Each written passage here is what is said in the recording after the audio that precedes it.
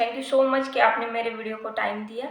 आज की जो वीडियो है उसका जो टॉपिक है वो है conversation between mother and daughter. मतलब हर वो पेरेंट्स को इस कॉन्वर्सेशन की ज़रूरत पड़ती है जिन्हें रोज़ सुबह अपने बच्चों को उठाने के लिए स्ट्रगल करना पड़ता है। क्योंकि आज के वीडियो में मैंने वो सभी सेंटेंस कवर किए हैं जो रोज़ सुबह सुबह हम बच्चों के साथ में बोलते हैं। एक्चुअली मुझे रोज़ इरिटेट हो जाती थी मैं, रोज़ मुझे प्रॉब्लम होती थी मेरे बच्चे को उठाने के लिए। लेकिन जब मैंने इंग्लिश के सेंटेंस यूज़ करना शुरू किए तो ये काफ़ी हद तक मेरे लिए मज़ेदार हो गया। अब मैं इसे एंजॉय करती हूँ और काफ़ी कुछ सीखती हूँ। तो आई होप कि ये वीडियो आपके लिए उतनी ही मज़ेदार होगी जितनी ये मुझे लगती है। तो आज मैंने कुछ ऐसे सेंटेंस लाए हैं कि जो हमें रोज़ सुबह बच्चों के साथ में बोलना पड़ते हैं। तैयार हो जाओ, शूज़ पहन लो, आपकी एक शूज़ नहीं मिल रही, आपकी सॉक्स नहीं मिल रही, आपकी बस आ जाएगी, आपको देर हो जाएगी। इस तरह के सेंटेंस आज मैं कवर करने वाली हूँ। तो आई होप कि आपके लिए यूज़फुल होगी। और चलिए देखते हैं कुछ सेंटेंस। जैसे कि आप साइड पर देख सकते हो, सुबह सुबह तो मैं उसे ग्रीट करती हूँ गुड मॉर्निंग और वेकअप। मेरा पहला सेंटेंस जो होता है गुड मॉर्निंग और वेकअप। तो फिर वो भी मुझे गुड मॉर्निंग विश करती है। Good morning mom, please let me sleep for 5 more minutes। देखिए, उसे कोई भी बच्चा हो, हम जब उसे उठा देते हैं तो बोल हमारे बोलने से वो उठता नहीं है, वो हमें 10 मिनट 5 मिनट का वक्त मांगता है। तो इस सेंटेंस को हम इंग्लिश में बोलेंगे please let me sleep for 5 more minutes। 5 more minutes यानी 5 मिनट और। तो 5 मिनट और के लिए हमने 5 more minutes का यूज़ किया है। फिर से एक बार सेंटेंस को देखते हैं, please let me sleep for 5 more minutes यानी मुझे और 5 मिनट सोने दो। नीचे ट्रांसलेशन आप देख सकते हो, ठीक है। Next slide. It's already 7, you will be late for school. देखिए, मैंने उससे क्या कहा, जब उसने मुझसे 5 मिनट और मांगे तो मैंने कहा ऑलरेडी 7 बज चुके हैं। अगर आप चाहे तो यहाँ पर 8 9 कुछ भी लगाकर सेंटेंस फॉर्म कर सकते हो। आपके बच्चों के स्कूल के हिसाब से, टाइमिंग के हिसाब से आप यहाँ पर ऐड कर सकते हो। तो मैंने कहा it's already 7, you will be late for school, यानी पहले ही 7 बज चुके हैं और आप स्कूल के लिए लेट हो जाओगे, यानी स्कूल के लिए आपको देरी हो जाएगी, ठीक है। फिर उसने मुझसे कहा okay mom, I am getting up. I am getting up यानी मैं उठ रही हूँ। आईएनजी लगा हुआ है, इसका मतलब कोई काम कंटिन्यूस फॉर्म में हो रहा है। तो आई एम गेटिंग अप यानी मैं उठ रही हूँ या मैं उठ रहा हूँ, ठीक है। Next slide. Now brush your teeth. फिर मैंने उससे कहा अपने दांत ब्रश कर लो। उसने कहा यस मॉम। और फिर मेरा जो सेंटेंस था वो थोड़ा अलग था, इसके तुरंत बाद नहा लो। तो मुझे पहले ये इस तरह के सेंटेंस नहीं पता थे कि इसके तुरंत बाद ये कर लो, इसके लिए कौन सा सेंटेंस या फिर कौन सा वर्ड यूज करना है ये मुझे पता नहीं था। तो यहाँ पर मैंने दिया है, अगर आपको भी नहीं पता तो आपके लिए मैंने यहाँ पर दिया है right after take a bath. देखिए, राइट आफ्टर यानी तुरंत बाद अगर कोई काम हमें करना है तो उसके लिए हम राइट आफ्टर का यूज करते हैं।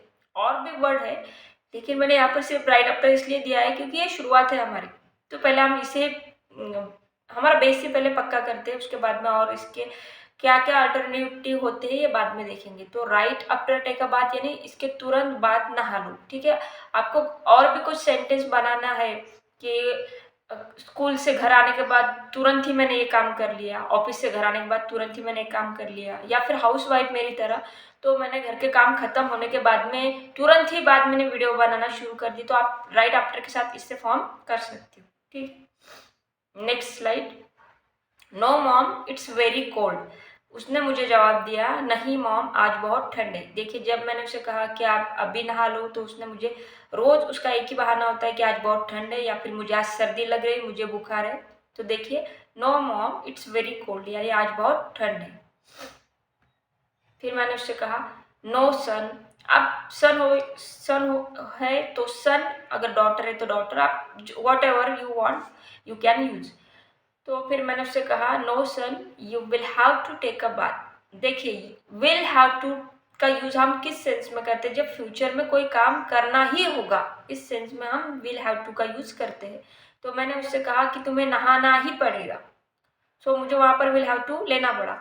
No son you will have to take a bath यानी आपको नहाना ही पड़ेगा, ठीक है। उसके बाद मैंने उससे कहा हमें रोज नहाना चाहिए। इसे मैंने इंग्लिश में कहा we should take a bath every day. We should take a bath every day. अगर आपको पता नहीं कि शुड किस सेंस में यूज़ किया गया है तो इस पर मेरी एक वीडियो है बेसिक। अगर आप सच में बेसिक से तैयारी कर रहे हो तो शुड का यूज़ किस सेंस में होता है और भी शुड के कौन कौन से फॉर्म है मेरी वीडियो में मैंने डिटेल में दिए हुए हैं, तो आप उसमें भी देख सकते हो। फिलहाल में हमें यहाँ पर चाहिए के लिए हमने शुड का यूज़ किया है, ठीक है। Next slide. Okay mom I can't find my soap. देखिए इतना कहकर वो बाथरूम में चले जाती है कि हाँ मैं ठीक है नहा लेती हूँ, ऐसा वैसा वो मान तो लेती है, लेकिन बाथरूम में जाने के बाद उसे उसकी सोप नहीं मिल रही होती। तो उसने मुझसे कहा okay mom I can't find my soap, यानी मुझे मेरी सोप, नहाने की जो सोप होती है, साबुन जिसे हम कहते हैं, वो नहीं मिल रही है। तो फिर मैंने कहा सेल पर रखी हुई है, देखो वहाँ पर। सेल आपको पता है बाथरूम में जो शैम्पू वगैरह रखने के लिए छोटी छोटी जगह होती है उसे हम शेल कहते हैं। जैसे कि बुक्स रखते हैं हम जहाँ पर, उसे भी हम शेल कहते हैं। तो जस्ट लाइक दैट। तो मैंने उसे कहा शेल पर रखी हुई है, अच्छे से देखो। तो यहाँ पर देखिए it's on the shell, look over there. It's on the shell, look over there. Over there यानी कुछ अलग से नहीं है, सिर्फ वहाँ पर एम्फसाइज किया गया है कि वहीं पर है, कोई चीज़ वहीं पर है, इसके लिए हम ओवर देयर का यूज़ करते हैं, कुछ अलग से इसका सेंस नहीं है। तो मैंने कहा शेल पर रखी हुई है, वहाँ पर ही देखो, ठीक है। लुक ओवर देयर यानी वहाँ पर ही अच्छे से देखो, वहीं पर रखी हुई है, ठीक है। नेक्स्ट उसने कहा हाँ मुझे मिल गया, इसके लिए आई फाउंड भी चलता है और आई गॉट इट भी चलता है। आई गॉट इट ये बहुत कॉमन वे है बोलने के लिए कि मुझे मिल गया। जब कोई चीज़ आपको ग्रैप हो जाती तो आप कहते हो आई गॉट इट, ठीक है। उसके बाद मैंने उससे कहा आपका नाश्ता तैयार है, your breakfast is ready, your breakfast is ready. देखिए स्टेप बाय स्टेप हम देखते जा रहे हैं। सुबह का जो हमारा शेड्यूल होता है सेम ऐसे ही होता है कि पहले नहा लेना, ब्रश करना, फिर नाश्ता, फिर उसकी ड्रेसिंग अप। उसी तरह से मैंने सेंटेंस बाय सेंटेंस लिया हुआ है, ठीक है। तो मैंने कहा आपका नाश्ता तैयार है। फिर जब मेरा उसकी तरफ ध्यान जाता है तो मैं ये रियलाइज़ करती हूँ कि उसने अभी तक अपने कपड़े पहने ही नहीं है, वो अभी पूरी तरह से तैयार ही नहीं है। तो फिर इस सेंस में, सॉरी मुझे थोड़ी सर्दी है, तो फिर मैं उससे कहती हूँ क्या तुमने अभी तक कपड़े नहीं पहने? देखिए यानी अभी तक तुम तैयार नहीं हुई हो। तो उसके लिए सेंटेंस है haven't you dress up yet. देखिए हैव नॉट का कॉन्ट्रैक्शन है हैवंट, ठीक है। हैवंट, हैव या फिर उसकी थर्ड फॉर्म, वर्ब की थर्ड फॉर्म, ये हम कब यूज करते हैं? जब कोई काम हमारा पूरा हो जाता है, परफेक्ट हो जाता है, तो हम उस सेंस में इसे यूज करते हैं। तो मैंने उससे बोला कि अभी तक तुमने अपने कपड़े नहीं पहने, यानी मैंने उससे क्वेश्चन पूछा है, क्वेश्चन। तो क्वेश्चन पूछते वक्त हमारी जो हेल्पिंग वर्ब होती है वो हम पहले लेते हैं, ठीक है। यहाँ पर मैंने वही किया है।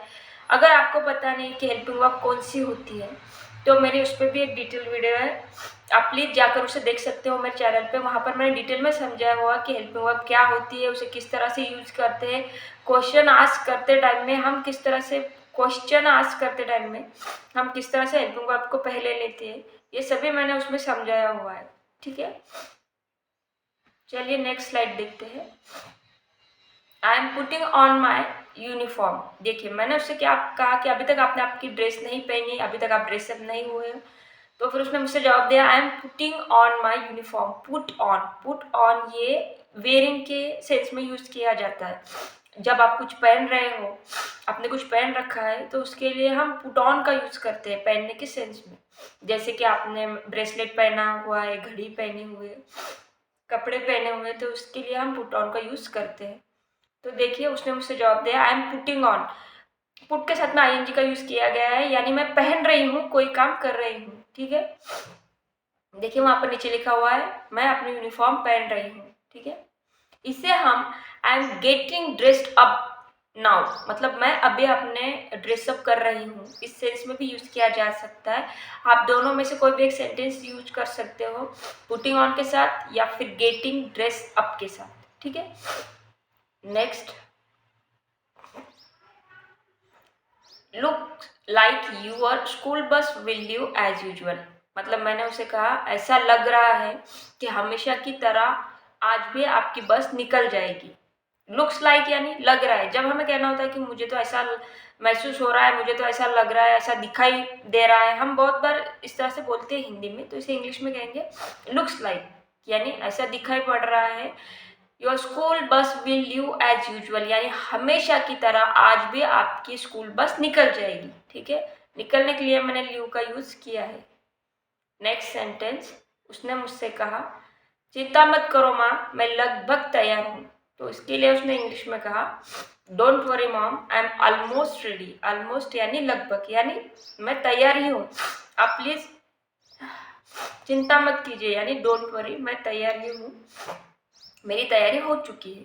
ठीक है, next slide, let's have a breakfast. मैंने उससे कहा कि अब अपना नाश्ता कर लो। जब बच्चे तैयार हो जाते कपड़े पहन के तो हम बोलते हैं कि अब नाश्ता कर लो। ठीक है, फिर उसने मुझसे पूछा what's for breakfast today mom, यानी आज ब्रेकफास्ट में क्या है। देखिए बच्चे ये सवाल पूछते हैं आज क्या बनाया है, या फिर टिफिन में आज क्या है, डिनर में आज क्या है। तो आप ये सेंटेंस उन्हें बोलने को लगाइए, यानी अगर वो जब बोलने की कोशिश करेंगे तो अलग अलग सेंटेंस फॉर्म करेंगे।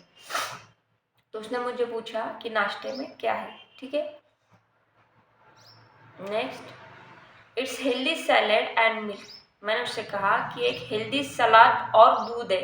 अब यहाँ पर देखिए हेल्दी को मैं हिंदी में मैंने ट्रांसलेट नहीं किया है क्योंकि आरोग्यदायी ऐसा कुछ होगा, लेकिन हमें यहाँ पर हिंदी नहीं सीखनी है, तो मैंने यहाँ पर हेल्दी लिखा है इंग्लिश में। यह एक हेल्दी सलाद और दूध है। फिर उसने कहा I don't like milk, can I have an orange juice instead. देखिए उसका कहने का मतलब था कि मुझे दूध पसंद नहीं है, क्या इसके जगह मुझे ऑरेंज जूस मिल सकता है, यानी संतरे का जूस। तो यहाँ पर देखिए इंस्टेड का यूज किया गया है लास्ट में। इंस्टेड का यूज हम कब करते हैं, जब कोई चीज के बजाय हम दूसरी चीज मांगते हैं, उस वक्त हम इंस्टेड का यूज करते हैं।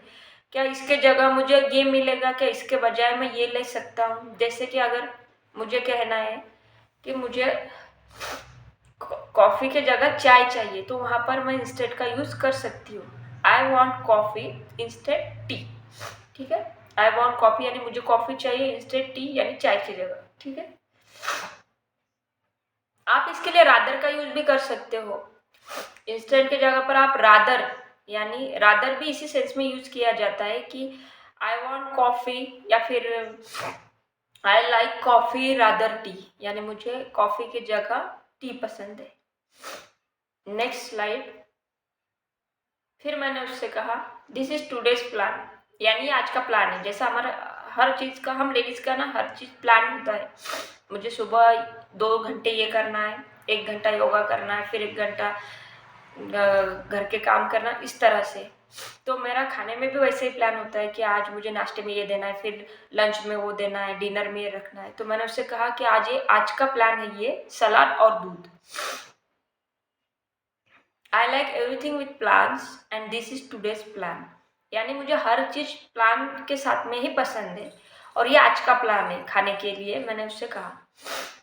फिर उसने मुझसे कहा, नहीं मैंने ही कहा I will give you juice tomorrow, यानी मैं आपको कल जूस दे दूंगी। ठीक है, नेक्स्ट, ओके मॉम, उसने कहा ठीक है। फिर मैंने उससे पूछा did you pack your school bag. देखिए नाश्ता होने के बाद में हमारे दिमाग में यही आता है कि इसने इसका स्कूल बैग पैक किया है नहीं, नहीं तो फिर हम उसी की मदद करते। तो मैंने उससे यही पूछा कि आपने आपका स्कूल बैग पैक कर लिया, did you pack your school bag. और उसने हमेशा की तरह जवाब दिया नॉट येट मॉम, येट यानी अब तक नहीं, नॉट यानी नहीं, येट मतलब अब तक, यानी अब तक नहीं, ऐसा उसने मुझे जवाब दिया। फिर मैंने उससे कहा जाओ और अपना स्कूल बैग पैक करो, नहीं तो तुम्हें स्कूल के लिए देर हो जाएगी। तो इंग्लिश में मैंने कहा go and pack your school bag otherwise you will be late for school, यानी जाओ जाकर अपने बैग पैक करो, नहीं तो अदरवाइज, अदरवाइज यानी नहीं तो के सेंस में हम जब यूज करते हैं, वरना के सेंस में जब यूज करना होता है तो अदरवाइज या फिर और एल्स का यूज भी आप कर सकते हैं, और else you will be late for school. Next slide, now put on your socks and shoes. फिर मैंने उससे कहा देखिए पुट ऑन, फिर से एक बार देख रहे हैं हम, पुट ऑन यानी पहन लो, अपने मोजे और जूते पहन लो, पुट ऑन यानी पहनना। फिर उसने मुझसे कहा मुझे अपना एक जूता नहीं मिल रहा, प्लीज मेरी मदद करो। देखिए I can't find one of my shoes, one of my shoes यानी मेरा एक जूता नहीं मिल रहा, प्लीज हेल्प मी यानी मेरी मदद करो। फिर मैंने उससे कहा हेयर इट इज़ यानी ये रहा। फिर उसने मुझे कहा thank you mom, you are so sweet. As usual वो मुझे बटरिंग कर रही थी, या फिर वो मुझे बटरिंग करती है हर रोज। फिर मैंने उससे कहा चलो अब मैं तुम्हें बस स्टॉप तक छोड़ देती हूँ, यानी now let me drop you to the bus stop. चलो अब मैं तुम्हें बस स्टॉप तक छोड़ देती हूँ। और उतने में बस आ गई, बस अराइव। बस आ गई इसके लिए बस केम ये सही नहीं होगा, बस अराइव सही लगता है। और निकल जाने के लिए डिपार्ट का यूज करते हैं, ठीक है, या फिर लीव का भी यूज कर सकते हो आप। तो फिर बस आ गई और फिर उसने मुझे बाय कहा, फिर मैंने उससे बाय कहा। और ये थी हमारे आज की कॉन्वर्सेशन। ये मेरी एक छोटी सी कोशिश थी कि मैं खुद भी प्रैक्टिस करूँ और आपके लिए भी नए नए सेंटेंस लाऊं। आई होप कि इसमें के बहुत सेंटेंस आपको पता होंगे ऑलरेडी, लेकिन अगर एक दो भी सेंटेंस आपको नहीं पता होंगे और नए से अगर आप इसे सीखे होंगे तो ये मेरे लिए बहुत खुशी की बात होगी। अगर आपको मेरी कोशिश अच्छी लग रही हो और इसमें अगर कोई गलती हो तो प्लीज़ मुझे बताइए, ताकि मैं खुद को करेक्ट कर सकूँ, रेक्टिफाई कर सकूँ। और अगर आपको मेरा एफर्ट अच्छा लग रहा है तो प्लीज़ मुझे सपोर्ट कीजिए, ज़्यादा से ज़्यादा मेरे चैनल को शेयर कीजिए और सब्सक्राइब कीजिए, लाइक करते रहिए। Thank you so much.